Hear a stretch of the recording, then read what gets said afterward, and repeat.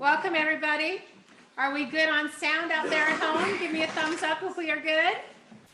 Oh, very good. I see lots of thumbs up. Very good. We worked it out. Yay. Thank you, Nico, for figuring that out for us. So we are here live in person at Rebuild with some of us here live and lots of you still there at home. So welcome to everybody. We're going to have a good time tonight. So first of all, let me just say a big yahoo for the numbers today on the Run for Recovery. The numbers were our biggest day yet today on registrations and donations coming in. So thank you to all of you who are spreading the word. So Saturday, May 7th is the big day. So we've got a little less than 5 weeks to go. We have a lot to accomplish in a little amount of time, but it is coming along. So thank you to everybody who's helping us spread the word. Keep it going. Keep sharing. You know, what I'm finding of all the feedback is that definitely what's working best is people sending out personal messages to their friends and inviting them. So please invite all your friends to attend the event with you. If they're out of state and can't make it live, they can do it virtually and they can still be a part. So they can also sponsor someone in recovery to do it. So there's lots of different opportunities to be a part, and you can get all the information either by reaching out to me, Kristen, or Becky, or on our website. If you just go to battlefielladdiction.com, click on events and Run for Recovery, all the information is there. And if you need any help, just reach out and we will help you in any way that we can.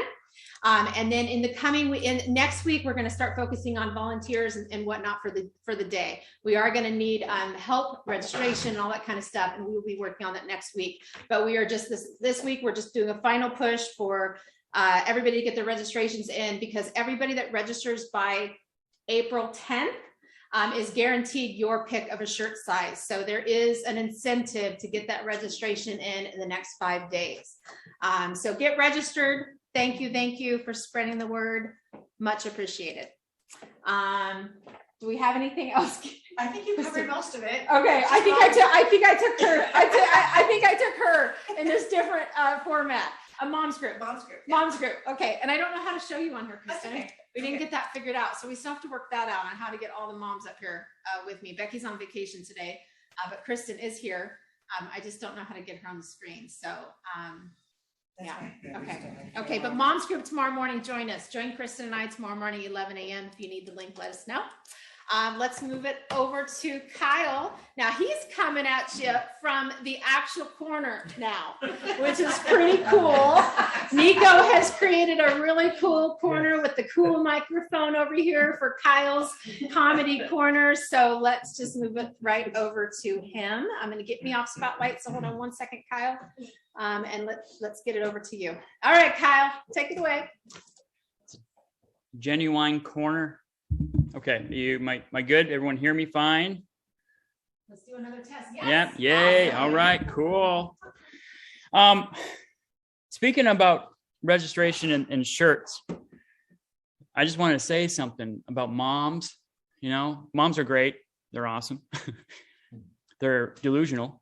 My mom's delusional.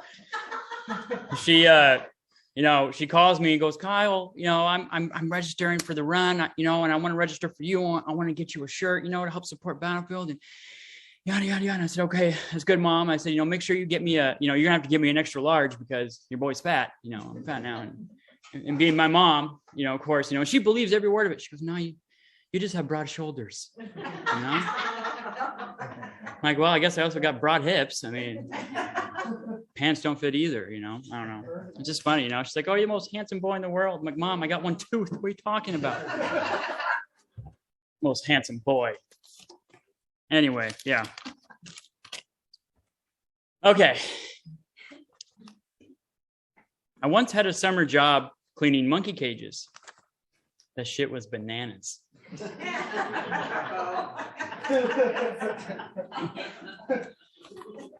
I took UA today. It was clean. My drug dealer has some explaining to do.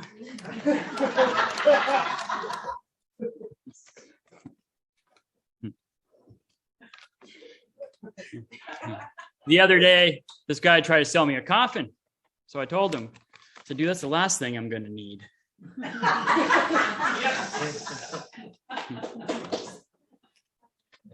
I started up a cover band. I'm going to call it Books Don't judge us.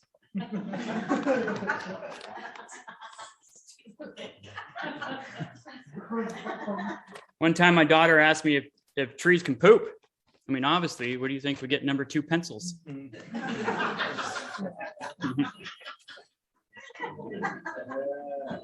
Yeah. Scientists have recently discovered a food that greatly reduces sex drive. It's called a wedding cake.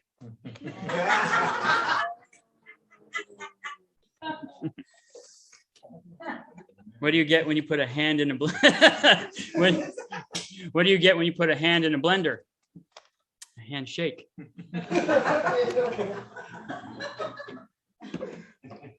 My buddy's bakery burnt down the other day. Now his business is toast.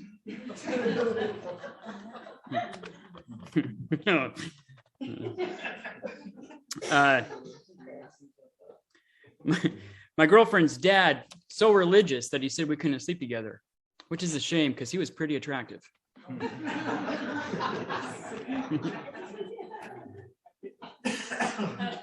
when we walked into the dermatologist's office and said, I need some help. My boyfriend has some terrible dandruff. What do I do? It's like, well, you get some Head and Shoulders. So she thought for a minute. She goes, okay, well, how do I give him shoulders?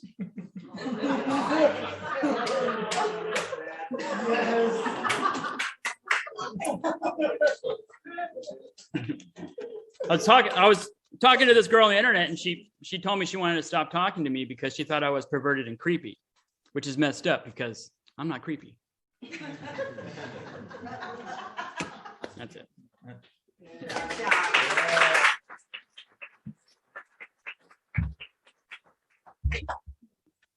All right. Hey, just a reminder out there, if we want to just do a double check on the phones, just make sure our phones are off, that would be awesome. Yeah, Just do a double check. What's that? Say the say, it used to say. Say the say. We used to ask every solution group, we would start out by saying there's two things we ask for: truth in this room and presence. And we double check the cell phones, and then that third thing is just no vaping. So no vaping during the solution group. Please, thank you. All right. Take it over. No, not yet. In a second. Oh, they couldn't hear me that time. But It's pointed away. So I think Barb asked me, Barb's Travis' mother, she's in town, and she asked me, what do people do, kind of like a continuing to kind of, I guess, watch themselves or have, in recovery after they've gotten sober in this program, and, it's kind of some sustainability or whatever it is that somebody would, have a problem in life and have a place to turn to or whatever. And I didn't really know how to answer that. We have a community we have people that kind of get together. But again, I think that's part of challenging everything that has kind of been done before. I think I remember as soon as I got sober, I wanted to know, that was the most important thing, that I knew what it was. I knew what the answer was. I knew why, and then I knew how to fix it. And if I could just fix it and fix whatever was wrong with me. And it never really dawned on me that they just said recovery. You're in recovery.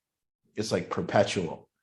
It's like, wow, you're just never fixed. I think addiction is probably the only domain of anything that seems to be like that. It's like a sold, like if you just called, you ordered the couch from Levitt's and they just said, well, it's on the way. And then it just never got there. You'd be pissed. And they just tell you, well, it's coming. It's coming. It's probably because you didn't do something correctly. And I think that's always kind of the selling point of spirituality or recovery, that we never arrive. And now I'm not saying that's good or bad. I'm just saying that that's kind of a difficult scenario. That it can be very confusing. Yeah, very confusing scenario that you would have to do something in perpetuity and never arrive, ever. So you never get done with it. And I don't know if I like that. And I think that what has come about really, especially since COVID and everything slowed down and we took a break, is that I kind of have one thing that I'm, everybody for 11 years, people have always asked me, what's your program? What have you wrote it in a book? Can I pick it up? And I think that's everybody's same thing. They want the answer. And what's your answer? I want to read it, and it's got to be like a prescription, and I just need to put it down here. And once I have your answer, then I can be good again or get there, whatever it is. And I think that what's kind of come about for me is that the only thing there is people want to know. People just want to know. That's everything. People just want to know. It seems like, I need to go because I need to know. And people just can't handle not knowing. And I think as I've kind of matured in this business, not knowing is the only premium. I mean, it's literally the only thing that kind of matters, is that I can kind of live in a position and learn to live in a position of not knowing, learn to just not know, and be okay with this like kind of beautiful thing called life, how you just don't know. And, it starts out and, for me, it was very difficult. And again, it's very difficult to have a practical talk on addiction and not mention 12-step program. And I don't really want to mention it to hinder people from their experience or to do anything like that. I just have to challenge it. And, you can start right at the beginning. And they ask you to admit that you're powerless and your life's unmanageable. And I mean, just right at that beginning point, I think it might be just better to tell people just to say, you don't know what to do. How's that? How about you just go somewhere and you go, I don't know what to do. And goes, okay, we'll tell you what to do. And I think really powerful and powerless, they're really closely related. And powerless so if you're coming to an Al-Anon meeting and you go in there and they ask you to say that you're powerless to your loved one's addiction, why not just have them say, you don't know what to do? Because then there could be a place where somebody could get power. Somebody could transfer from powerless to power. Like when I first started, I moved into my first apartment when I was like 20 years old, and the garbage disposal clogged up. It just started running like that, and then somebody taught me that if you get an Allen wrench and you put it under the thing. So I was powerless to that garbage disposal. I didn't know what to do. What do? You just look at the thing. There's nothing to do, and now it starts blowing fuses and shit. The thing is it sound not good or something? You're frozen, but the sound is okay. Oh. He'll get it fixed. Yeah, I'm working. So there I sat in that apartment, powerless to the garbage disposal, like really, I don't know what to do. And somebody taught me that if you get that wrench, and I got that wrench, the exact one that fits under the bottom, and if you just pull it real hard, you can unclog the thing. And for that point on, I've never been powerless to a garbage disposal. I've always kind of got excited then when a garbage disposal clogged up, because it was like I had the answer and I could go in there and watch, and then, it impressed women or whatever it did, hey, he fixed the garbage disposal. And I think the line between and I'm just asking here, isn't the line between powerlessness and powerful just I don't know what to do compared to I know what to do? And not even I know everything to do, just like I know a little bit thing to do. Even a little bit of things I know what to do can give me power. Anything isn't the powerless, like I don't know what to do with my family member compared to I can make this move, a very powerful position to be in. And I was taught that when I went to these meetings, I was then taught that the only thing that could give me power was a higher power. We came to believe in power greater than ourselves to restore. Now, I'm not against a higher power. I think that does a lot for things like acceptance. I think it does a lot for things like faith. And I think it does a lot to feel good inside. And I think it does a lot, but I don't think it does much for power. if I have a higher power, it doesn't do much for power because I'm still like the garbage disposal. I can do all I want with praying and I can do all I want, but if I don't know what to do, I'm still powerless. And if I have a flat tire and I don't know what to do, I'm still powerless. And if I'm broke and I don't know what to do with money, then I'm still powerless. And I think just powerless just simply means, and if my wife is mad at me and I don't know what to do, I'm powerless. And if my wife is, cheating on me and I don't know what to do, I'm powerless. And in any scenario, powerless just means I don't know what to do. And I think power then just means I do know what to do. And I don't think it has anything to do with anything else. So that was for me, it was pretty clear that I felt power from in addiction, especially other people's addiction when they came to me and I knew what to do. That gave me this powerful feeling because I can sit with you and I do know what to do. So I'm not powerless, but you can maybe say you are, but why? And why don't we ever why didn't it ever get to a point where people just said that? And then I used to sit in the rooms and they used to tell me that if you work these steps, and I really was in this belief system that I was in it. I was in the middle of it, that if magic would happen, that it was magical, that because I haven't got to the fifth, be that everyone's talking about the fourth and fifth, I haven't done my fourth and fifth, so the magic hasn't happened yet. But I didn't, that never occurred. I did all this. I've worked the steps. I've worked it in perpetuity. I've worked them 2 or 3 times. And then it goes back to simply, maybe we've made this thing out to be harder than it is. Maybe they're selling us a bill of goods. Maybe it's just harder. Maybe they're telling us it's harder than it is. And maybe addicts aren't different than anyone else. Maybe we're no different than other people at all. In fact, I don't feel any different than anyone else. And I feel like for me, basically my life just went from powerless, I didn't know what to do, to powerful. Now I know what to do. And then I can apply that in every scenario of my life. Either I'm powerless or I'm powerful. Either I know what to do or I'm responsible or I don't. And then it comes down to just basically a way of life. It comes down to responsibility. So now it just comes down to what am I responsible for? Do I want my life to be big or small? And it's simple. So to continue, now I'm not saying that we don't continue to grow as human beings, but I'm also saying that maybe we are recovering. Maybe we could just recover. And maybe recovery just means simply one thing. I'm no longer powerless. I know what to do. Maybe I have to recover from anything in my life. And maybe that meant I didn't know what to do, and now I know what to do. Maybe it was that simple. And then maybe it was that simple that if I could just take responsibility for things. So the things in my life that I think I'm responsible for fixing, that's simply the things that makes me happy. The things in my life that I complain about make me unhappy. That's simple. So if you're complaining about something, well, what do?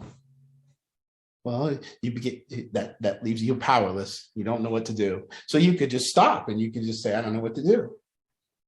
And then maybe answers would come. Maybe you could seek those answers, and very simple. So I just want to show one of my favorite. I think one more thing though is with that powerlessness and not knowing what to do is the ability to just ask somebody else. Sure, I don't know what to do. I don't know what to do, and let's ask somebody else who maybe does know what to do. Yeah, hey, I'm broke. I don't know. Scared of looking back. Hey, I'm broke. I don't know what to do. Right. Hey, my wife's doing this. I don't know what to do. This is one of my favorite things. It's one of my favorite clips out of any movie. I've loved it for years. And this is kind of sums up what my experience was with with addiction and getting sober myself. People are calling this one of the most unlikely comebacks in sports history. What do you attribute it to? I don't know. I had a lot of help. But you've also had a lot of adversity. You've had issues with management, conflicts of interest. Yeah, well, the boxing world looks shiny from the outside. It's filled with promises that most of them turn out to be lies. You can't rely on anyone. So what would you say the biggest deception was? What was the biggest lie you were told? It's not that simple. Why not? No, that's the biggest lie I was ever told. It's not that simple. And it's a lie they tell you over and over again. What's not simple? Any of it. All of it. It's how they get you to give up. They say it's not that simple, Vinny. So what's the truth? That it is. And if you just do the thing that they tell you you can't, then it's done. And you realize it is that simple. And that it always was.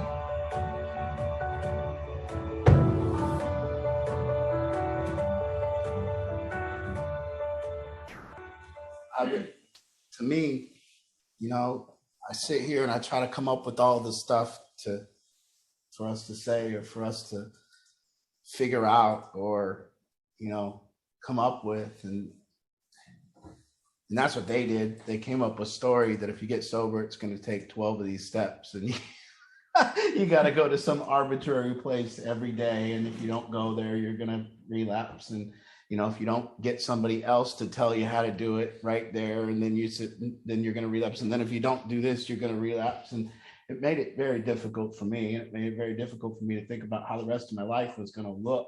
And, you know, if I look back to anything that I've done in my life, it's just been that simple. You just do the thing that they're telling you can't do, and then it's done. And I don't, you know, in anything in your life, tell me any improvement, anything that you've done, anything that happens, it is that simple. And it's just that you're not ready to do it. And then when you are ready to do it, you do it. And when you're not ready to do it, you don't do it.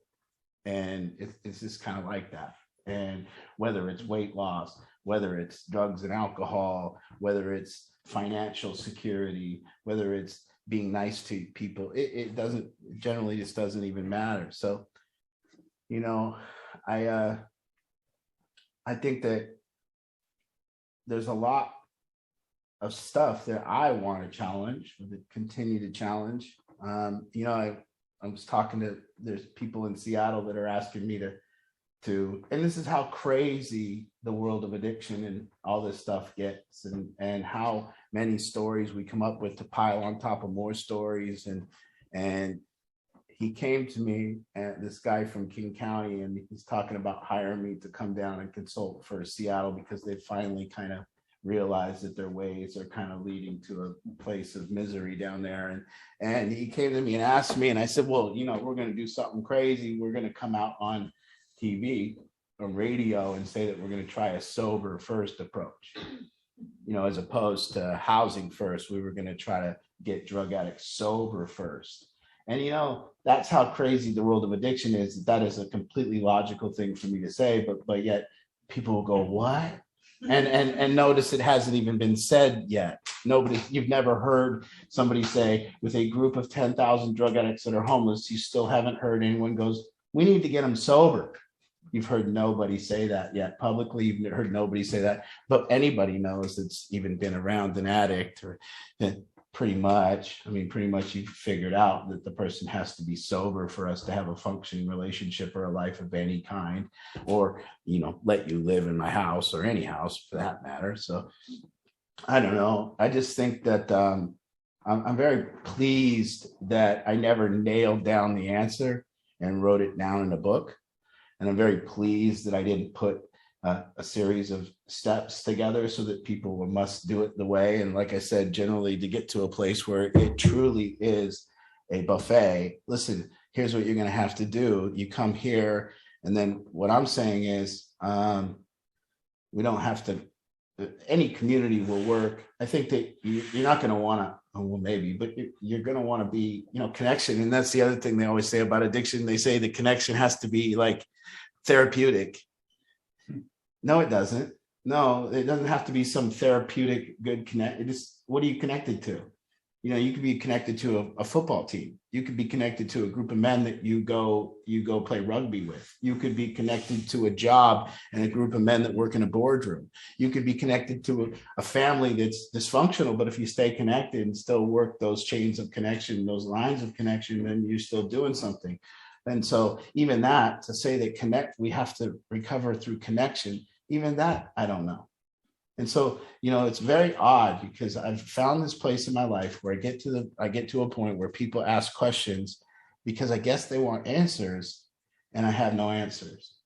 And getting to a place where, hold on, Tom, getting to a place where it's all, we can generally admit that it's all philosophical.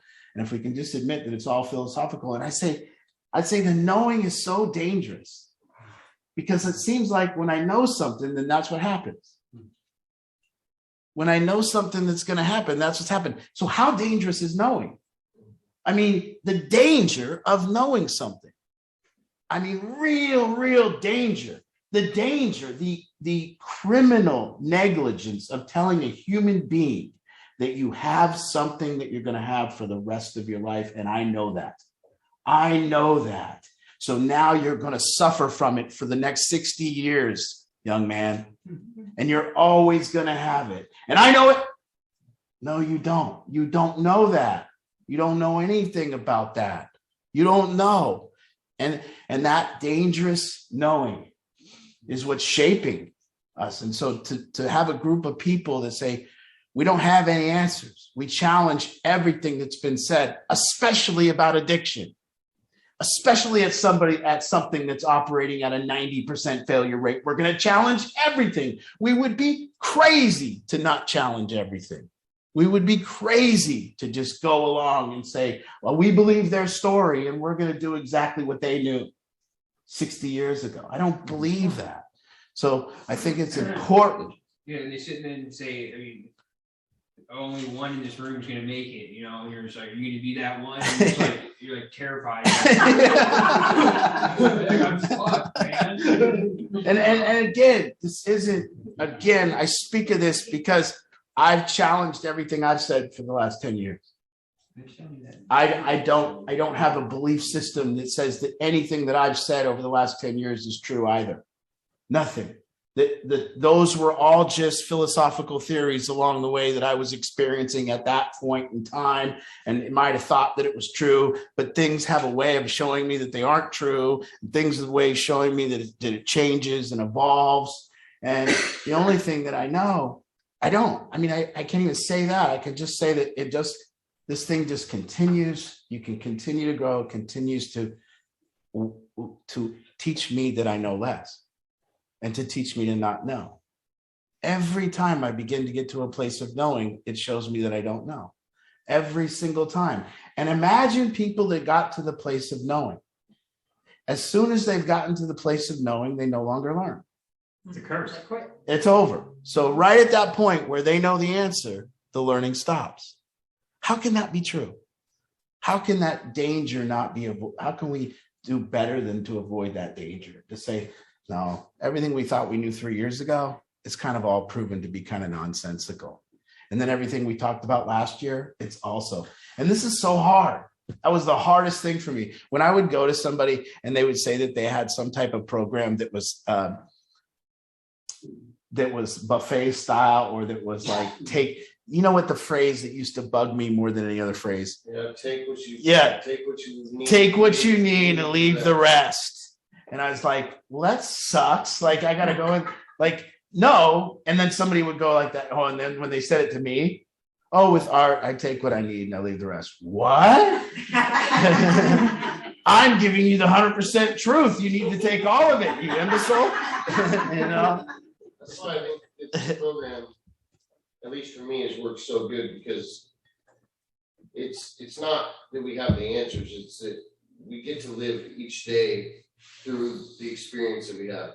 Mm-hmm. And we get to live day by day with a new experience. When we learn new things, that experience changes. So the answer is never going to be the same, because it's always changing. Yes. You know what I mean? And that experience is always changing. And it's always leaves that room for growth and leaves that room for learning. And when you put that cap on it, like, oh, we've got it figured out, just do this. there's no room for learning anything else. It's, you know what I mean? You can only learn that what you've been told. And Well, just to dismantle, you know, just to dismantle a simple phrase like I'm powerless. To dismantle that phrase into just a one piece, I don't know what to do. And as soon as you switch it to I don't know what to do, then you can go, but if I did know what to do, I would feel power. And I was wondering, wow, my life, I've been mentioning, and this is just creeping up, by the way. This is an exciting thing that I feel like compelled to share. And really inside of me, there's been this power brewing inside of me with everything in my life, really excitement and really power with everything in my life, to the point where I texted Ange yesterday and I told her, I feel like I'm outgrowing myself.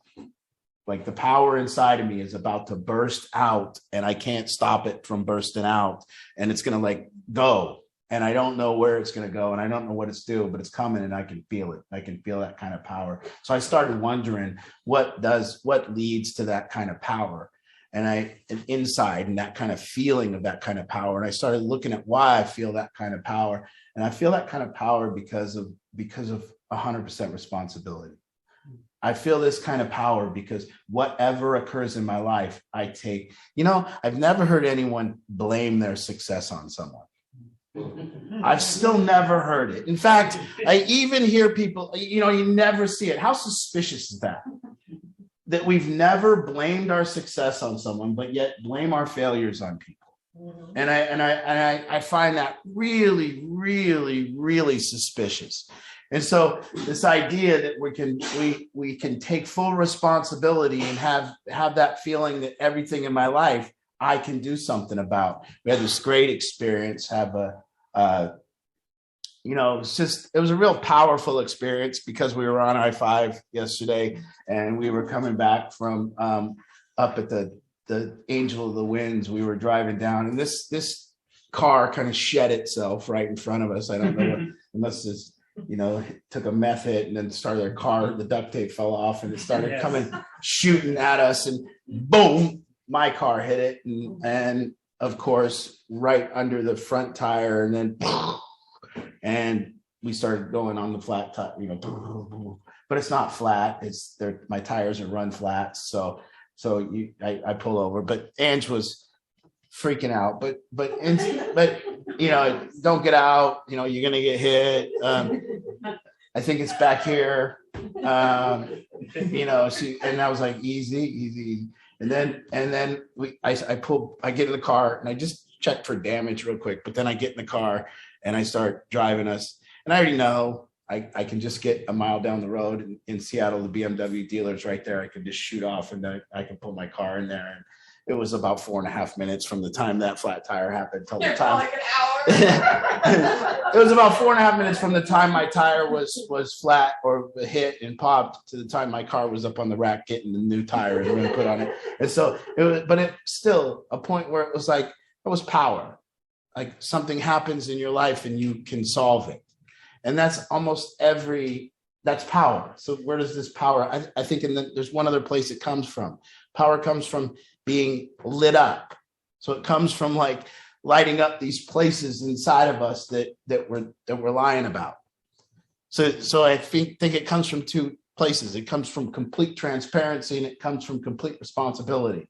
So and I don't know this to be true, but I do know that powerful people seem to be very transparent and very responsible.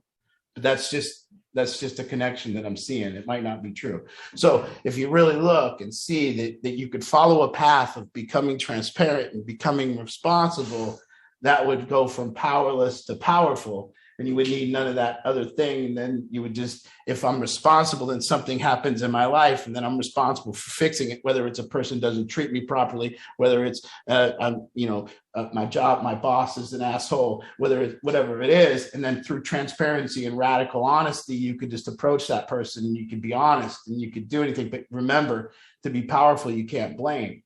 So it's simple. It's like you can't blame and then you got to go do.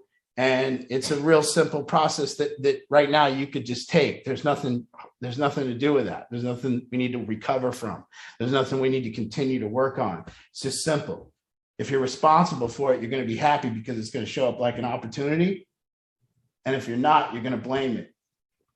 And then if you blame it, you're going to run from responsibility. You're going to be powerless. So it's a pretty simple thing. So I'm powerful because everything that happens is my fault, whether it is or not. I can take credit for fixing it. So easy to keep getting more powerful the more things you fix. and the more things you do. And then simple, there was all these parts of me that I didn't want people to know about me. And there was little things that I was hiding and I didn't tell people. And each one of those things kept me powerless. So now I don't have any of those things. So I don't have something in the closet and I'm pretty sitting here empty in front of you. And that led to power. And it may be, but it seems that way. And then that leads to people coming and wanting to be around or whatever it is. And on and on and on. But again, this is a theoretical conversation. It's not anything to write down and say is true. So again, and that's really, I mean, you know, getting to the place where that's what you guys are going to have to, what do you not know? You know, because what do you know doesn't help. I mean, seriously, you can all tell me what you know right now. It doesn't help us. And that's the thing, is that we can't get to that format. And if we can stay out of that format as I know and you don't know, therefore I can help you. I don't know if that's true. I don't know, therefore I can help you. Or it's like, you know, I know that making my bed in the morning is important. But that doesn't help Gibson know that making his bed. Well, there seems to be there's the things that just generally are suspicious, and there's just things that seem to equal that, and you know, like I said with power seems to be related to responsibility. You don't see many powerless people or powerful people complaining. You see powerless people complaining, and so the more complaints you have, the less powerful you are. That seems to be very connected. Those complaints could be like, you don't even have to like verbalize them. They can just be internal. That's right. About everyone. Yes. Because your life is so miserable. And you can So just people are feel making it. you angry, but you don't want to verbally express that. So you try to hold it back. Yes. That's that energy that you were talking about last week. It's like, you could tell when somebody's just carrying that bad energy around. They look like a complaint. People Yeah. wear complaints. Yeah. People sit like a complaint. They wear them. You know, we see people sitting like a complaint. We see people face look like a complaint. And the energy is exactly that same energy when I walk by that unmade bed. It's like, ooh, look at that, you know, that dirty house, that sink full of dishes. Ooh, I can smell it in there. You know, when you see on TV, you see a house with the dirty dishes and the 4 cats run by and you can smell it already. 10 cats. So very, very, we have a very kind of low energy tonight here. I think people are excited to get out, but I think people are still COVID scared and people are a little, I don't know. There's a lot of people out of town. Yeah. It's spring break. What do you guys think about people wearing masks outside? In their cars.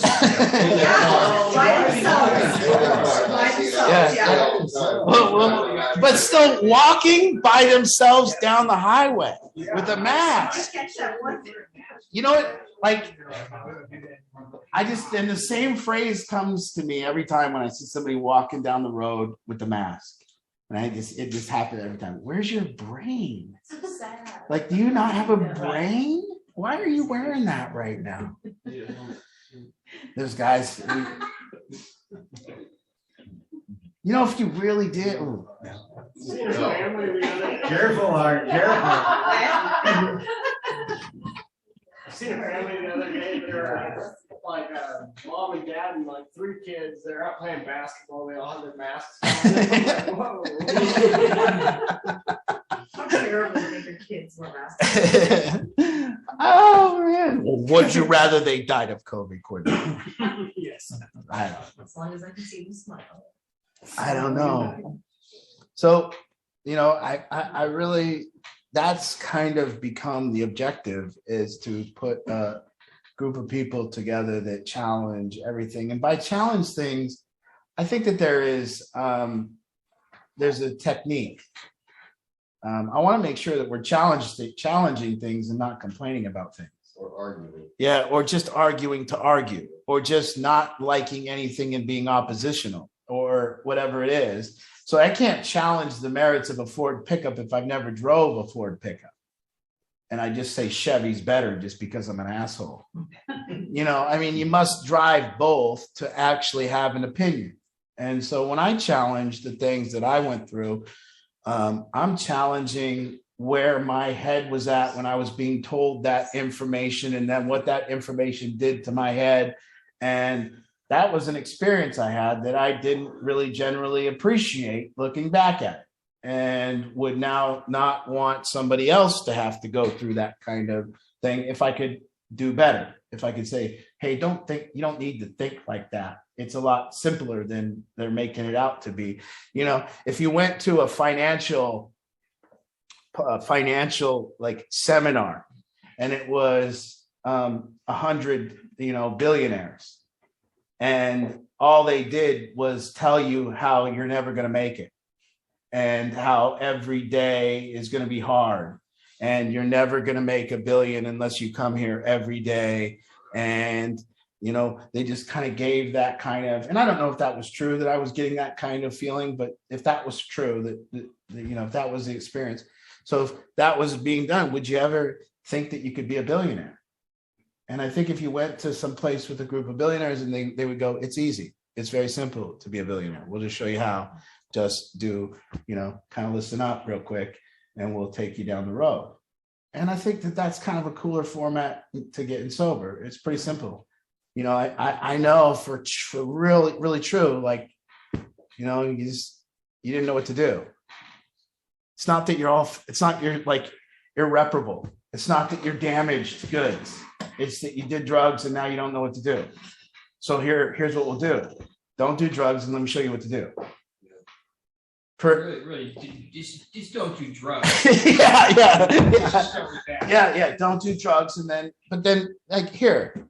No, I mean, it's been generally a thing that we need to show you a little bit, a few things, way to live that seem to be more effective than the way that you're doing. Like, what should you do after you have dinner?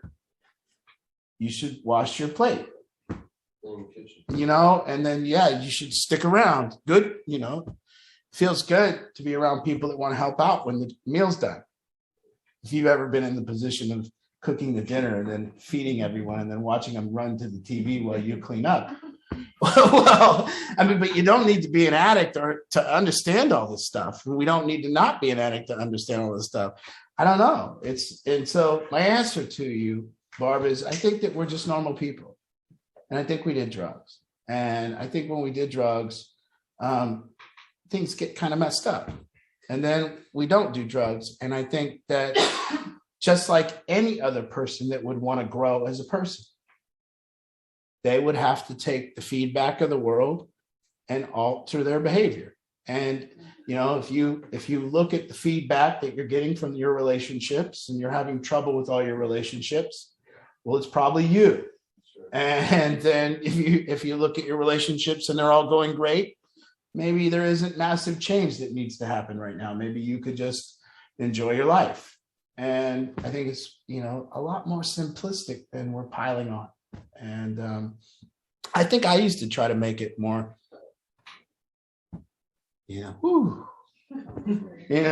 but spirituality and recovery, it's something that's sold to you that you're never going to get there, they tell you. And I don't understand, hey, I'm going to sign up for a boat to an island. Well, you're never going to get there. Well, this boat sucks, like this whole fucking deal. Like, what do you mean? I'm never going to get there. Well, yeah, it's a lifetime. Well, don't forget to pray though. Yeah. Don't do that, you're not really it. Yeah, I mean, I don't know. So here we are, and I'm not challenging these things because I'm trying to be argumentative. I'm challenging these things because I've gotten to a place where I say, I'm very leery of people who know. And that comes about in any domain of life. If I'm watching out for you. I watch out for the realtor that tells me he knows how to flip houses, but he doesn't flip houses. Yeah. Mm-hmm. Huh? Where's your money? I watch out for the poker player that knows how to play poker that hasn't won an event. I watch out for the divorced relationship expert. I watch out for, I mean, I think the only people we really hold accountable are like fitness trainers. Yeah, So obvious. like your body has to be massively better than mine or I'm not coming to you. I mean, it's simple. I'm signing up. Where's your abs? Yeah, show up. That's only 6. I want 8. We hold those guys accountable. Were you in the gym today? Crazy. If you came in, your fitness trainer was just mowing a Twinkie, you'd be, You go to the gym and see those guys, like, that's all they do all day long. Yeah. They sit there and work out. Yeah. While they're at work all day long. It's like, dude, how many workouts have you done? Yeah. Like his 5th one, dude. You're like, wow. Yeah.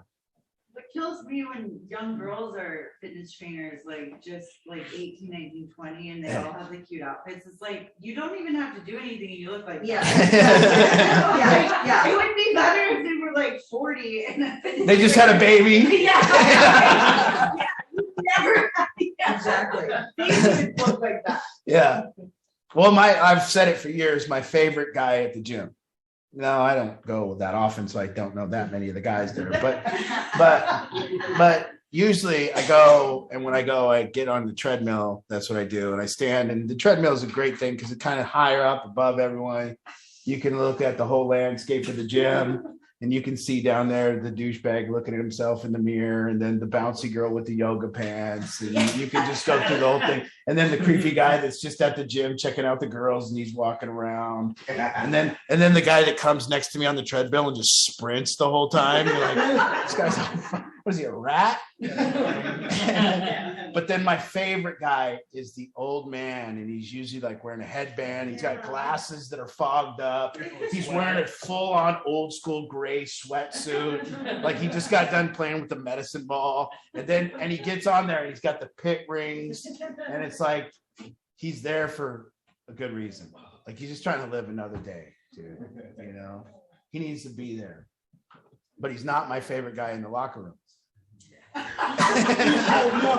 Because after that man gets done working out, he seems to want to walk around naked and blow himself off with the blower and and just set his balls on the bench. It's like, dude, they're just sitting there. That's baby power all over. Yeah, baby power. Yeah. When he gets up, there's like 2 little trails. Well, it's so odd. Like you go sit in the sauna and you got your shorts on, you put a towel around your neck and you're sitting in the sauna as a man, and then another dude just comes in there naked and sits down. You're like, whoa. Whoa. Why are we doing this naked? And they do. It's like, God. So do you stay or do you walk out? You gotta go. I mean, I'm not against it, but if I don't know. The staff come in and tell the person, they're like, you gotta put clothes on. Yeah. Oh, okay. Yeah, they make you shower before you go in the pool. Like, but why not? Yeah. So yeah. But again, I don't know how we got all there.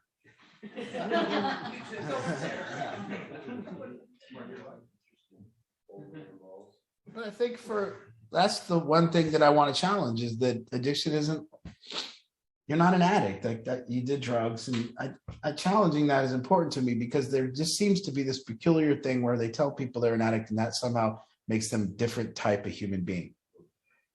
And I don't get that whatsoever. I don't get that. I think generally we can all relate to each other. I think everyone can relate to wanting to do a certain behavior and then trying to stop. Is there any human being that hasn't wanted to stop some type of behavior that they do? I mean, everyone, whether it's eating cake or smoking cigarettes or whatever that behavior is, everyone can have that experience. And that's what addiction is. It's simple. It's an experience of not wanting to do something, but doing it anyways. Mm-hmm. But you don't have to carry that with you for the rest of your life. Yeah, that's right. I carry that. And once again, if you introduce extremely addictive and obsessive substances to your brain, you're gonna want that. Yeah, I know. Like my brother, he never tried anything that was very, very hardcore, so he doesn't think about drugs like I do, because I tried everything. Yeah. Because I introduced my brain to it, so that you obsess about that feeling because it's great. I Yes. think the biggest problem with drugs is that they're actually fun. Yes. Yeah. They're enjoyable. Yeah, Barb. I just want to say, at my age, I agree with you completely that you're not an addict forever. Yeah. I've been around people sober for lifetimes, older than most of the kids here. Yeah. So you do get better and but I haven't ever stopped evolving. I hope I never do. I Yeah. hope that I can constantly ask those questions like you're saying.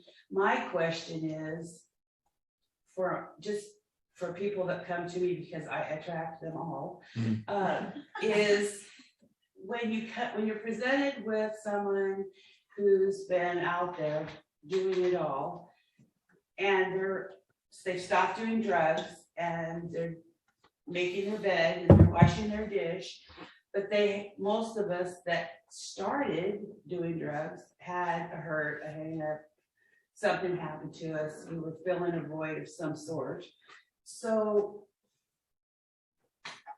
you see those hurts, you can't tell people, well, you just got to get rid of those hurts. I mean, maybe you can, I don't know. But like helping people connect with, okay, now you're doing all these good things, but let's look at what's going on inside so that we can heal those areas that give you the power to make the choices that we all want to make if we want to be good. Yeah. And I don't mean good behavior, I mean, just Feel be good. feel confident. Yeah, so that really is a genuine question, is how, I'm gonna use my boy, I know his whole story. Yeah. I know where the hurts are, I know where things started.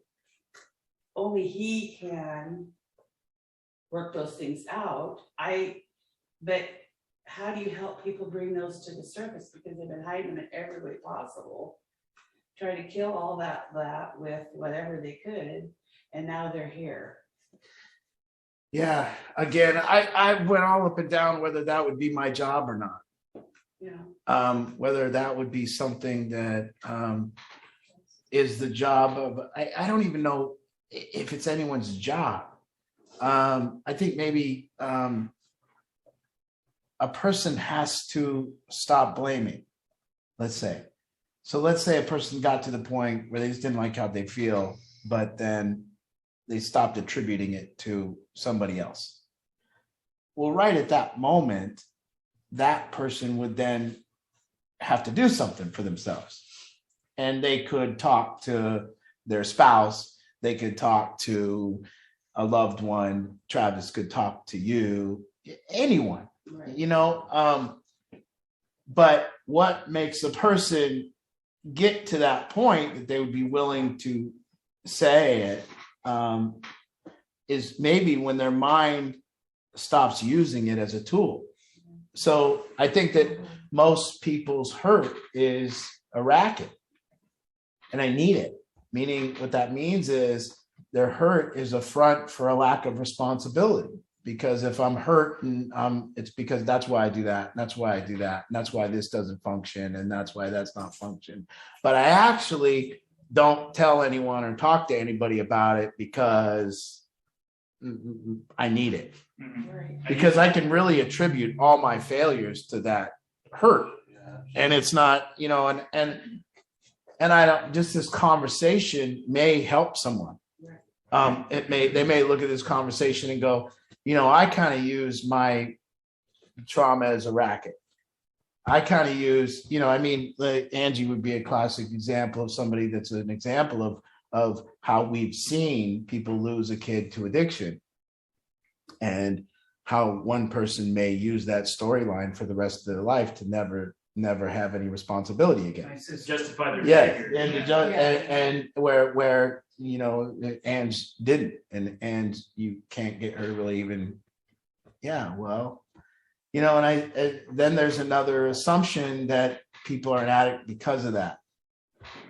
And I just don't know if that's generally true. I think every human being is going to have hurt, every human being. And then some human beings are going to want to talk about it and some won't. And you can't put addiction in there anywhere. And I just think it just is that way. And then The opportunity to get high is there, whether there's trauma or not. yeah, and I think, let's say that somebody's dad didn't treat them right. Let's say that was the deal. Well, how long are you going to use that? Now, I do see that we've seen that there's something to be said for the freedom of getting complete with your parents. Meaning, how long am I going to use this story? Like Jordan Peterson says, who's great. He's like, well, that works when you're 15. My dad didn't treat me right, but does it work when you're 35? And if a grown man at 35 goes, well, my father didn't treat me right. Well, it doesn't work anymore. It's not even a useful thing to say. Nobody gives a shit. Doesn't sound good. Yeah, I thought there was like a racket on the treatment side with these like causes or like the diagnosis. It Yeah. seems really, really long. Yeah, And like they're very interested in the reasons why you're there. It's like, I know I'm fucked up. yeah, Like I'm here, like and it doesn't work. It doesn't seem to work in any other field. Like if you went to the knee surgeon, and like 80% of the time they're talking about how you hurt your knee, you're like, yeah, yes, I it know. hurts, man. I know. Like I can barely walk on this thing. Yeah.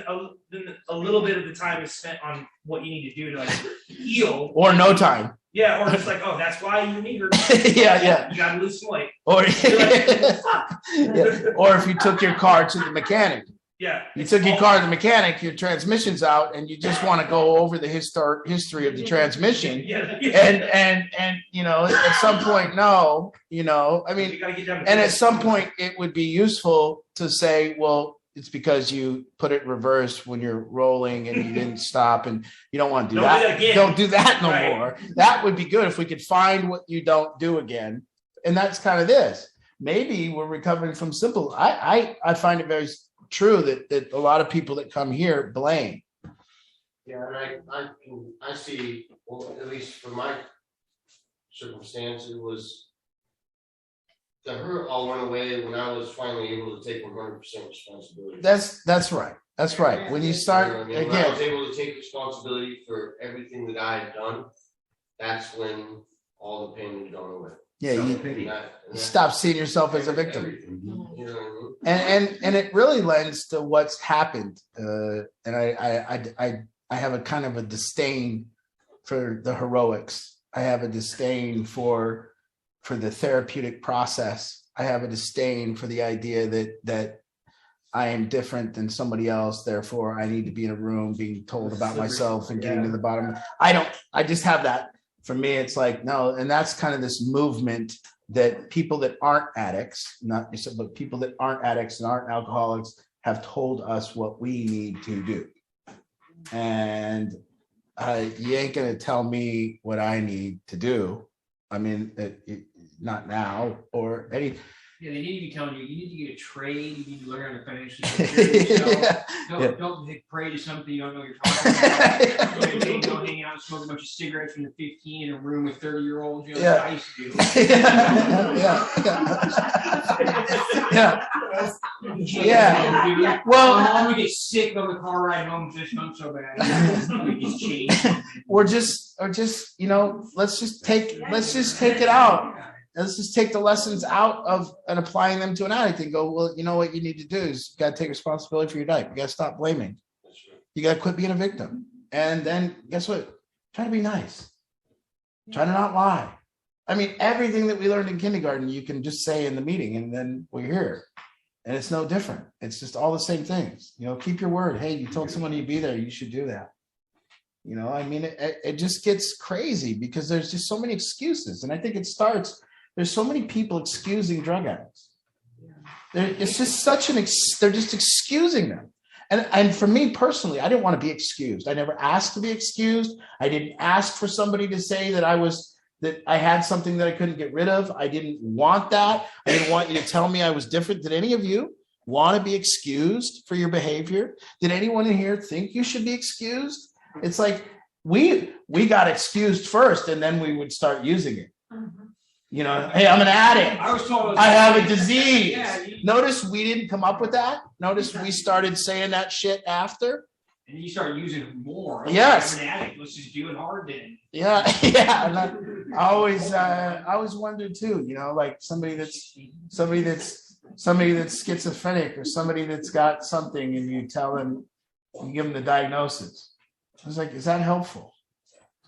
You know, you have this. Is that even helpful? You know, you just go, you know what I mean? Is that helpful? It's like, now you're like, well, shit, I got that now. You know, it don't help me. I'm still the same. I got the same deal. I got to move this hand and this hand. I got to walk with these legs and I got to talk with this valve. Well, you got that. Well, shit. So I don't know. Is there questions on here? Let's Answers? open it up. Let's open it up. So those of you at home on Zoom, just raise your hand feature or unmute yourself. And any comments, any questions, we welcome it all. So speak up. Nah, it's all right. It's all right. You know, just challenging things with the right, after you've thought about it for a while. You know, think about it for a while and go, does that make sense? Yeah, it just doesn't make sense. It's just not how it's been experienced in my life. Okay. Well, now you can articulate another side to this thing. You know, I don't have anything to offer. So, you know, if you say, well, Art, how does your program compare to this program? Well, it doesn't. I don't have anything to offer you, but not knowing. So, you know, so come over here.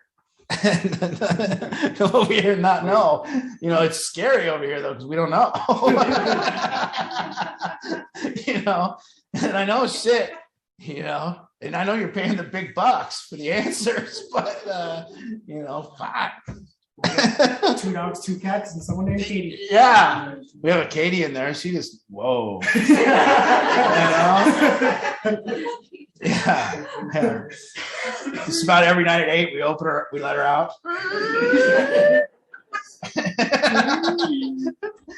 There she comes out.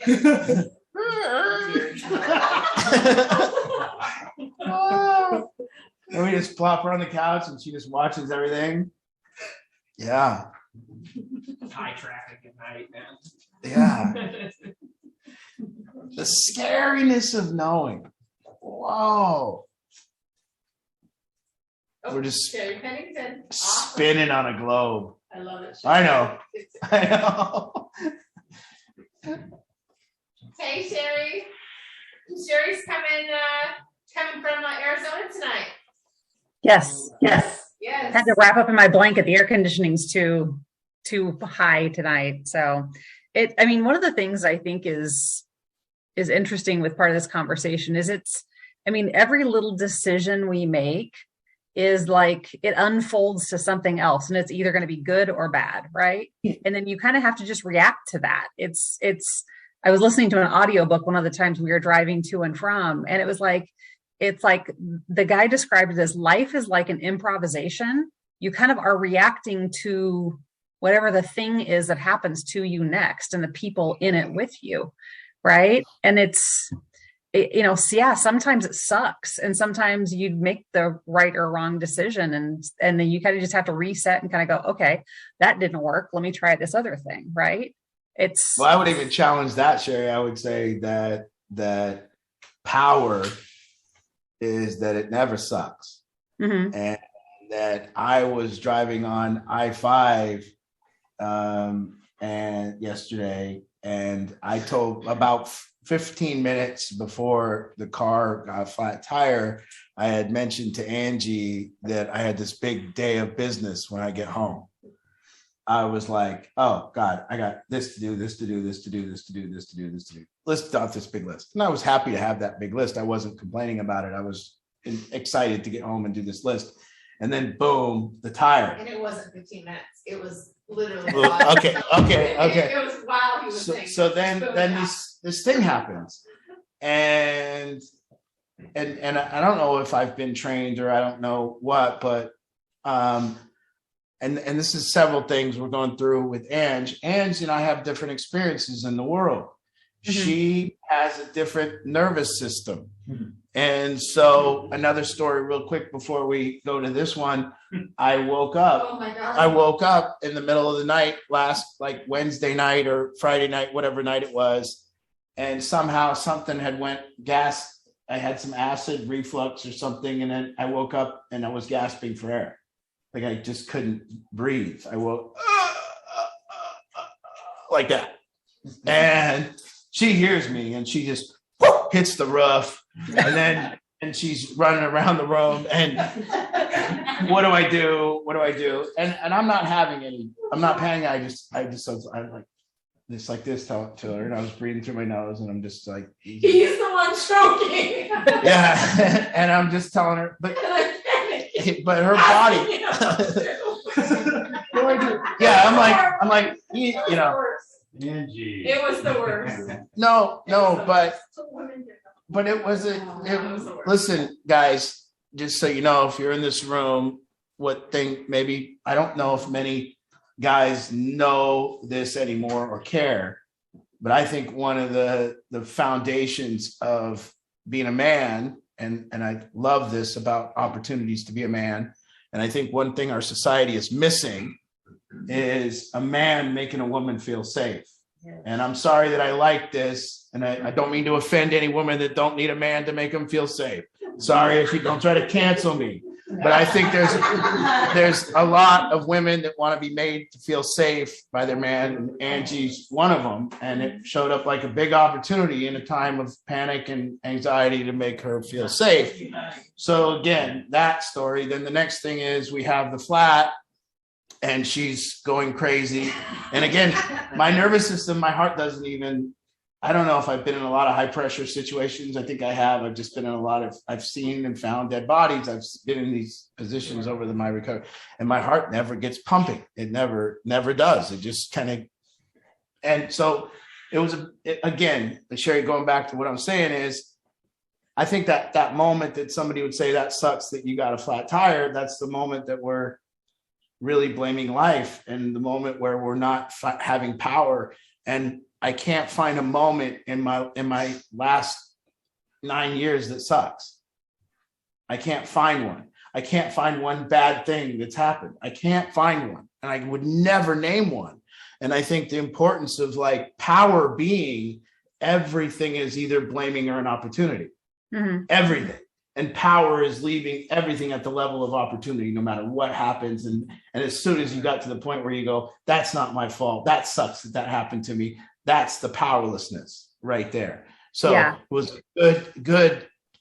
Yesterday was excellent. And then what we had the opportunity to do is put that car right there. I get the new rim. I get the new tire. My car is still down there, by the way. Take an Uber up to this great restaurant on Capitol Hill called The Skillet.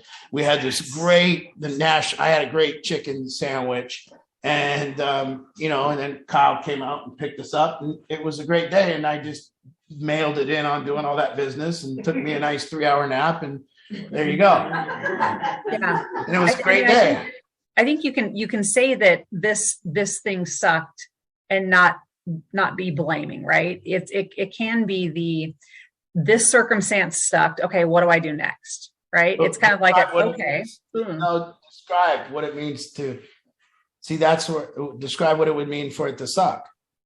It's inconvenient. It's inconvenient, but you're like, like I got to deal with that. Okay. And then you process and figure out what you need to do with it. Right. So it can kind of like, it can be a sucky situation and not necessarily be blaming. Right. Cause you can kind of say it's like, let me challenge it right there. Because if you get a parent and this is the crux of what we do here, a family, and at the moment the family would say, my kid is suffering from addiction, this sucks. And we would like to change. And that's a narrative. And that's a knowing that it sucks. And that's a knowing that it sucks because you've heard other parents say it sucks or whatever. But what if we didn't have that? what if we had the story that if your kid became an addict, it was this huge opportunity for your family to grow. Mhm. And the story then was just my kid became an addict. And I sound like a lunatic and all that. That's crazy that I sound like a lunatic. See, it's crazy that I sound like a lunatic because I can tell you 100% emphatically that people could say my kid became an addict and it actually altered the course of our family and it made us connect. Then you cannot say that sucks. You cannot put that there. You have to leave it. And it didn't suck that I got a flat tire. It was a great opportunity for me to make Angie feel safe. It was a great opportunity for me to be a man. It was a great opportunity. It doesn't suck. And so I think that it's for power purposes, the power in my life, that if I was with Angie and I sat there for one moment and said, oh, this sucks. This is terrible. I can't believe this happened to us. Then that would be tough to recover from after her seeing that, to just go on and go, to have her watch me just go through it and say, oh, no. Every second of every day is an opportunity. I would never, ever say it isn't, no matter what we're dealing with. I agree, because sometimes you find that once you say that, then it starts waterfalling. And then one of my favorite lines was, when it rains, it pours. Yeah. And so I get that that's very quick. And I get that we've created a story of what sucks and what's good and what's not and but I think that's the main thing that needs to be challenged. I think that we could just challenge right now that everything we've ever thought that was good in our life was probably not good for us. And everything that we thought was bad in our life was actually good for us. So you could just change right now. Everything that you've ever said sucks is the only thing that made it good. Really. And everything that you've ever said, this is great, wasn't. It did nothing for you. So again, it's about knowing. Going to jail on a warrant, for instance. Oh, yeah. It sucks, right? Yeah. But now that warrant's clear, so there's that experience of now I've gotten this taken care of. 7 days detoxing in King County Jail. And now I'm coming out of this thing, I'm clean. Yeah. I don't have a warrant anymore. You know what I mean? There's always I feel like there's always a good experience to a bad experience. You just have to find that experience. Well, I've said it for years. I've said things are difficult. Things are tough. I've been through some difficulties, some toughness, but it's never sucked and it's never been bad. Well, so I'll say that addiction showing up in our family has definitely been a blessing. So so many things have been good about it, from relationships to health and all sorts of things. So think of that, Sherry. Just think of that, Sherry. Just that right there, just you saying that, mm-hmm. how that might even not ring true for folks. Mm-hmm.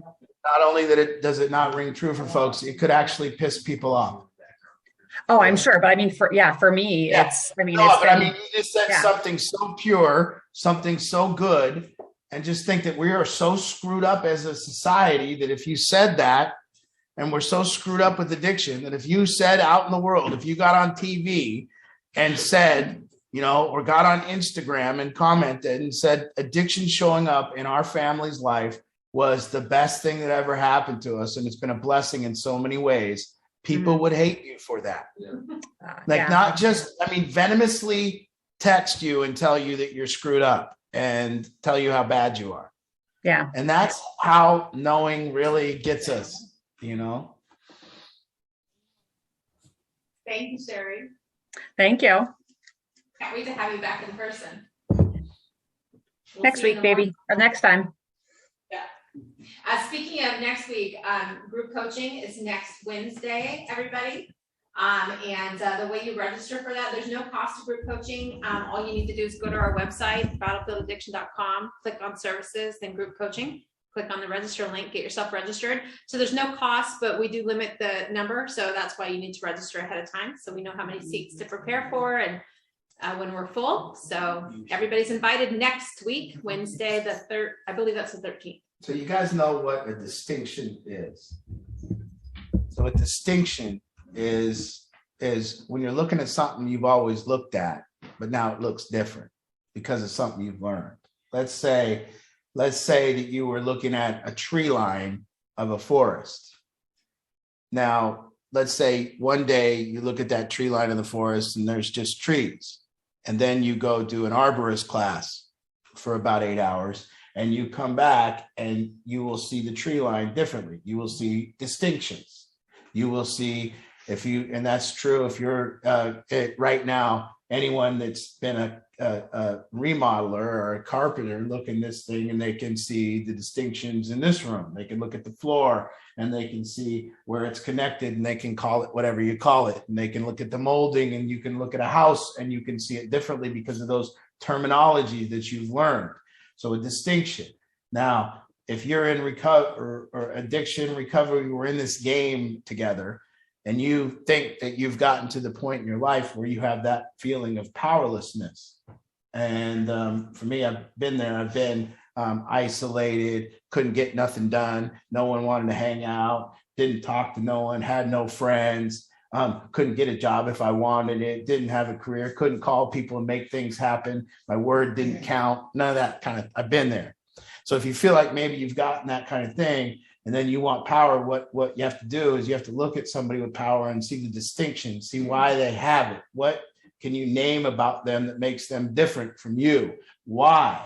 And so you look at people with power and again, that seem to be going along in life and people do things for them. They get things done. They give a command and people follow it. They say something to someone and then someone does something for them. And I kind of always like that. I like the fact that that's what I wanted. And I would look at that and then you would see the distinctions that makes that different with that person different. What am I looking at here that's different than when I look at myself? What are these distinctions? And I think the first distinction that we would have to say is people with power don't complain. So if you want to be a person with power, you can't complain. Then you'd have to start looking right now. How many times do you complain throughout the day? You know, people with power don't blame. So you have to stop blaming. People with power tell the truth. People with power keep their word. So to me, maybe it's true, maybe it's not, but it seems very simple. You're powerless. Well, you're not getting what you want out of life. It's not showing up the way you want it to show up. Well, simple. You need power. You need people to do things for you. You need people to do what they say when you ask them. You need people to want to do things for you. You need people to want, that's the key too. You need people to want to do things for you.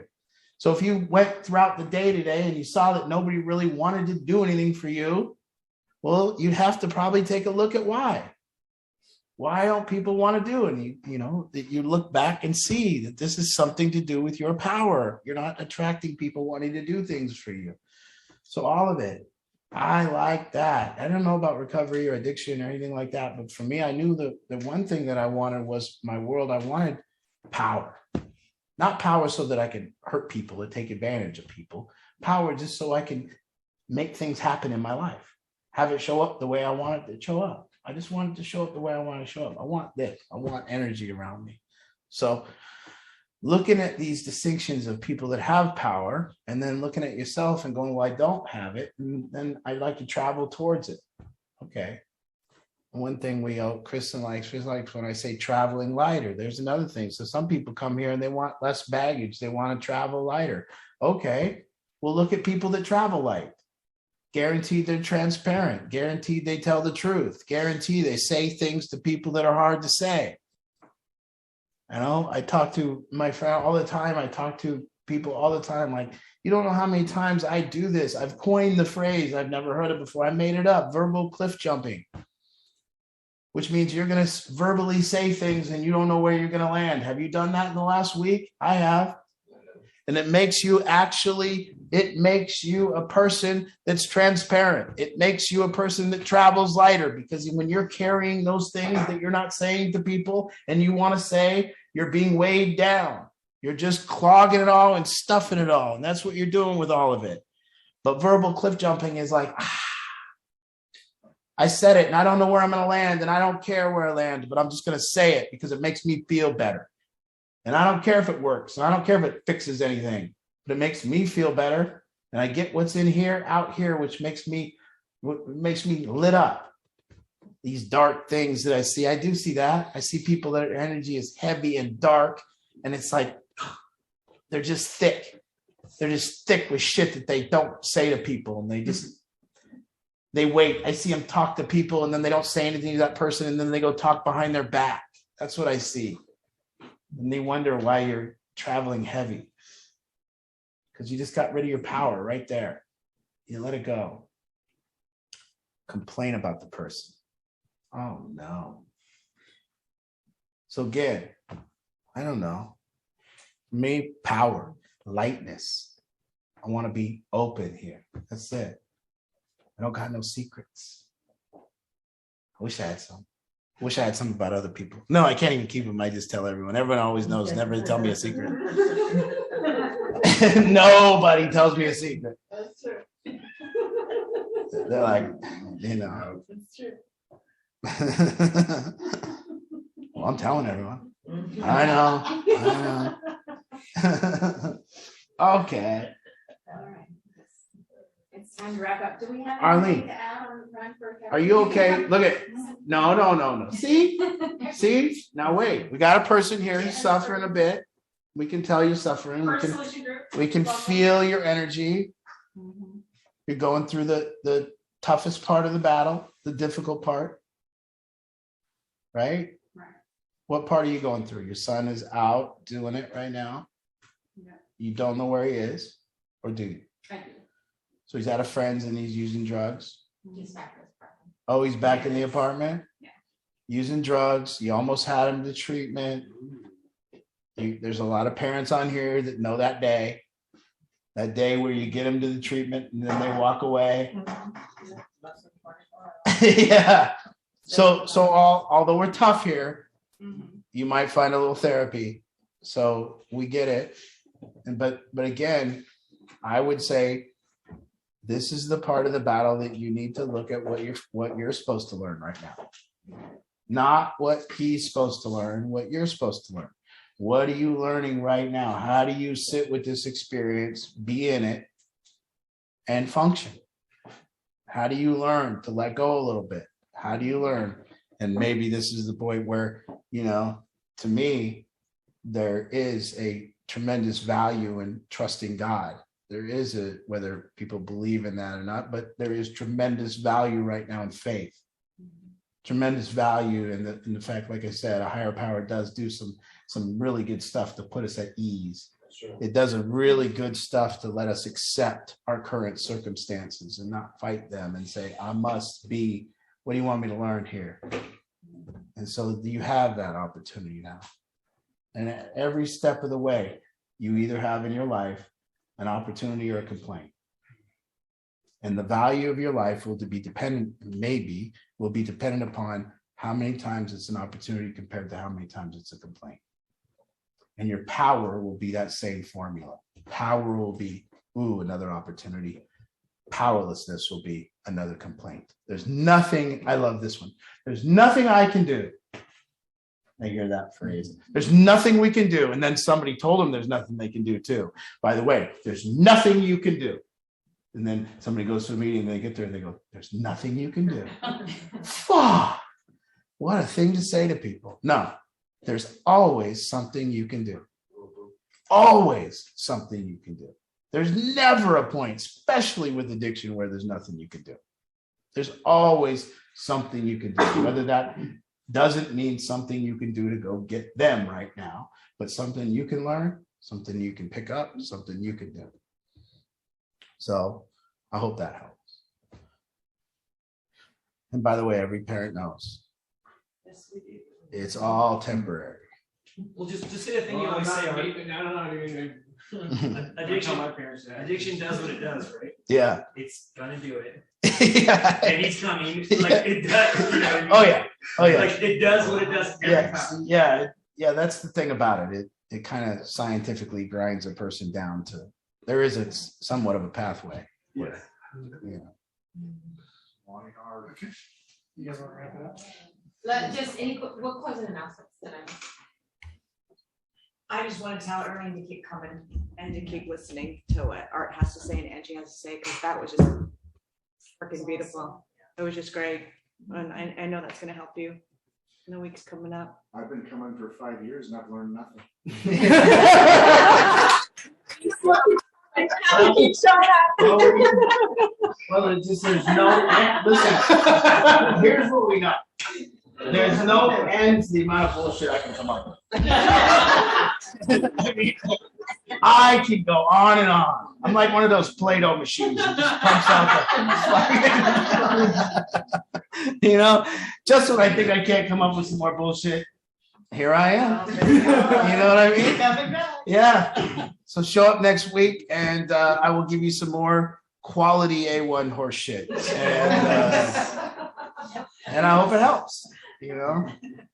I did forget one thing, and that is we have these awesome postcards that we just got in the mail. And so for those of you who are here in person that want to take a stack, if you have a coffee shop you go to and can give them a stack, if you, your job, your employees, they have a QR code for registration for the 5K. So on one side, they have information about the 5K. On the other side, it's just information about Battlefield. So it could be even ongoing after the 5K.